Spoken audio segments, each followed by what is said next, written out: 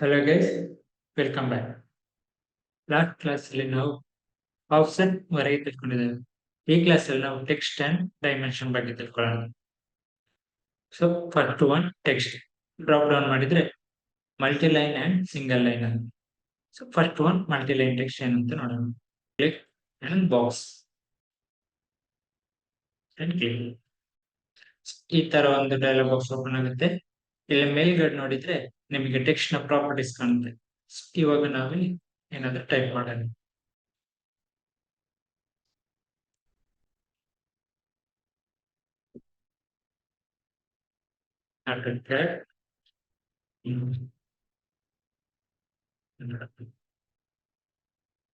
ಇವಾಗ ನಾವು ಇದನ್ನು ಸೆಲೆಕ್ಟ್ ಮಾಡಿ ಇಲ್ಲಿ ಬಂದ್ರೆ ಡಿಫ್ರೆಂಟ್ ಟೈಪ್ಸ್ ಆಫ್ ಫಾಂಟ್ ಅನ್ನ ಸೆಲೆಕ್ಟ್ ಮಾಡಬಹುದು.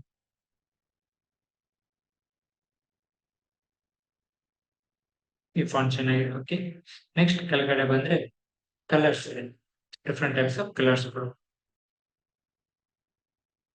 Next bold, italic, underline, upper line and different types of properties ಇದೆ. ಸೊ ಇಲ್ಲಿ ಟೆಕ್ಸ್ಟ್ ಹೈಟ್ ಇದೆ. ಟೆಕ್ಸ್ಟ್ ಹೈಟ್ 0.2 ಇಂಚ್ ಇದೆ.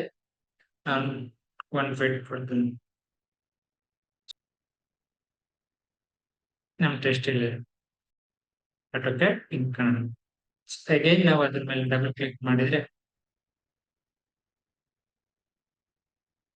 ನಾವು ಅದನ್ನ ಎಡಿಟ್ ಮಾಡಬಹುದು, ಪ್ರಾಪರ್ಟೀಸ್ ಬರುತ್ತೆ. ನೆಕ್ಸ್ಟ್ ಇಲ್ಲಿ ಜಸ್ಟಿಫಿಕೇಶನ್ ಇದೆ, ಅಲೈನ್ಮೆಂಟ್ ಇದೆ, ನೆಕ್ಸ್ಟ್ ಡಿಫರೆನ್ಸ್ ಪ್ರಾಪರ್ಟೀಸ್ ಇದೆ. ಸೊ ಇದು single multi line text. Next ಕೆಳಗಡೆ ಬಂದ್ರೆ ಸಿಂಗಲ್ ಲೈನ್ ಟೆಕ್ಸ್ಟ್ ಅಂತ ಇದೆ. ಸೊ ಸಿಂಗಲ್ ಲೈನ್ ಅಲ್ಲಿ ಬಾಕ್ಸ್ ಕೇಳಲ್ಲ, ಒಂದ್ಸರಿ ಕ್ಲಿಕ್ ಮಾಡಿದ್ರೆ ನಮಗೆ ಟೆಕ್ಸ್ಟ್ ಹೈಟ್ ಕೇಳುತ್ತೆ. ಟೆಕ್ಸ್ಟ್ ಹೈಟ್ ನಾನು 1 ಫೀಟ್ ಕೊಡ್ತಾನೆ.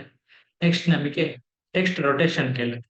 ಸೊ ರೊಟೇಷನ್ ಅನ್ನು ಏನ್ ಕೊಡಕ್ ಹೋಗಿಲ್ಲ, ಜಸ್ಟ್ ಎಂಟರ್ ಕೊಡ್ತಾನೆ. ಸೊ ಇವಾಗ ಟೈಪ್ ಹೀಗೆ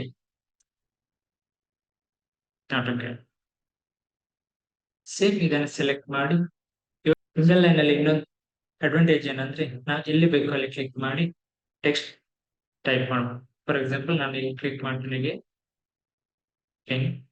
ನೆಕ್ಸ್ಟ್ ಅಗೇನ್ ಡಬಲ್ ಸೈಡ್ ಹೋಗ್ತೀನಿ, ಕನ್ನಡ ಅಂತ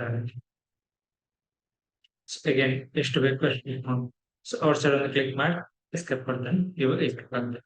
ಸೊ ಅಗೇನ್ ನಾವಿಲ್ಲಿ ಒಂದಿದೆ ಡಬಲ್ ಕ್ಲಿಕ್ ಮಾಡಿದ್ರೆ ಅದನ್ನ ಎಡಿಟ್ ಮಾಡಬಹುದು. ಬಟ್ ನಮಗೆ ಇಲ್ಲಿ ಪ್ರಾಪರ್ಟೀಸ್ ಏನು ಕಾಣಿಸ್ತಿಲ್ಲ. ಸೊ ಪ್ರಾಪರ್ಟೀಸ್ ಇಲ್ಲಿ ಹೋಗು, ಪ್ರಾಪರ್ಟೀಸ್ ಏನು ಕಾಣಿಸ್ತಿಲ್ಲ. ಸೊ ನಮ್ಗೆ ಕಲರ್ ಚೇಂಜ್ ಮಾಡ್ಬೇಕಂದ್ರೆ ಇದು ಸಿಂಗಲ್ ಲೈನ್ ಟೆಕ್ಸ್ಟ್. ಸೊ ಇದರ difference between single line and multi line. So next one dimension.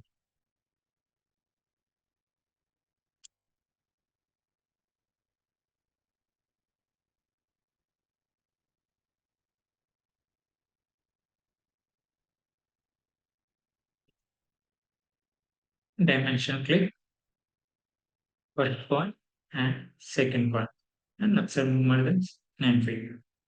Same horizontal or vertical. Guys ಇಲ್ಲಿ ನೋಡ್ಬೋದು, ನಾನೀಗ ಡಯಾಗ್ನಲ್ ಕಂಡು ಹೋಗ್ತಾ ಇದ್ದೇನೆ. ಸೊ ಡಯಾಗ್ನಲ್ ನಮಗೆ ಸಿಗ್ತಾ ಇಲ್ಲ, ಒಂದು ಹಾರಿಜಾಂಟಲ್ ಸಿಗ್ತದೆ, ಇಲ್ಲಾಂದ್ರೆ ವರ್ಟಿಕಲ್ ಸಿಗ್ತದೆ. ನಿಮ್ಗೆ ಡಯಾಗ್ನಲ್ ಲೈನ್ ಸಿಗ್ತಾ ಇಲ್ಲ. ಸೊ ಗೈಸ್ ಇಲ್ಲಿ ಏನಿದೆ, ಇದರಲ್ಲಿ ನಾವು ಹಾರಿಜಾಂಟಲ್ ಅಥವಾ ವರ್ಟಿಕಲ್ ಲೈನ್ ಮಾತ್ರ ಡೈಮೆನ್ಷನ್ ನೋಡ್ಬೋದು. ಸೊ ನಮಗೆ ಡಯಾಗ್ನಲ್ ಲೈನ್ ಬೇಕಂದ್ರೆ ಇಲ್ಲಿ ಡ್ರಾಪ್ ಡೌನ್ ಮಾಡಿದ್ರೆ ಆಯ್ತು. So first one linear, same horizontal and vertical.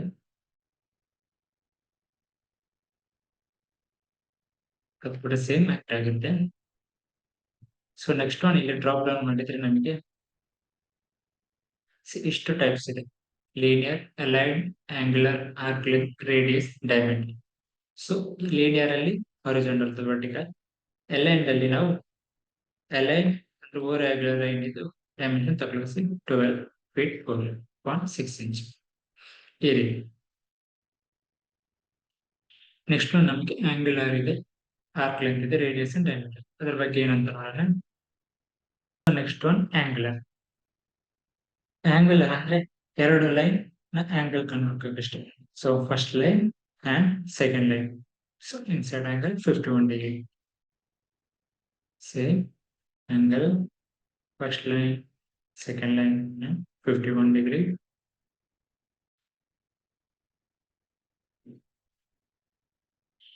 Ninety degree. So this is angular. Next one, radius. Okay, sorry, arc length. Arc length on arc length. Arc click ಮಾಡಿದ್ರೆ outside ಹೋದ್ರೆ ಒಂದು arc one point ಇಂದ ಈ ತರ round ಹೋಗಿ second point ವರೆಗೆ ಎಷ್ಟು length ಇದೆ ಅನ್ನೋದು ಇಲ್ಲಿ ಬರುತ್ತೆ 34 feet 4.2 inch. Next one radius. So circle click ಮಾಡಿ ಮಿಡಲ್ ಪಾಯಿಂಟ್ ಕ್ಲಿಕ್ ಮಾಡಿದಾಗ ಈ circle radius 4 feet 6.0. So radius ಅನ್ನ ನಾವು ಆರ್ಕ್ ಕೂಡ ನೋಡ್ಬೋದು. ಸೊ ಕ್ಲಿಕ್ ಮಾಡ್ತಾನೆ. ಸೊ ಈ ಆರ್ಕ್ ನ ರೇಡಿಯಸ್ 10 ಫೀಟ್ 11.2 ಇಂಚ್. ಅದು radius. Next diameter same and middle one. So their diameter 9 feet 6.9 inch. So diameter ಅಲ್ಲಿ ಒಂದು ಸರ್ಕಲ್ ಒಳಗಡೆ ಒಂದು ಲೈನ್ ಡಯಾಗ್ನಲ್ ಲೈನ್ ಕಾಣಿಸುತ್ತೆ. ರೇಡಿಯಸ್ ಅಲ್ಲಿ ನಮಗೆ ಜಸ್ಟ್ ಆರ್ ಬರೆದು ರೇಡಿಯಸ್ ಎಷ್ಟು ಅಂತ ಬರುತ್ತೆ. ಸೊ ಇದು ಇಷ್ಟು ಇವತ್ತಿನ topics, text and dimension and different types of dimensions. Next class ಅಲ್ಲಿ ನೆಕ್ಸ್ಟ್ ಥ್ಯಾಂಕ್ ಯು.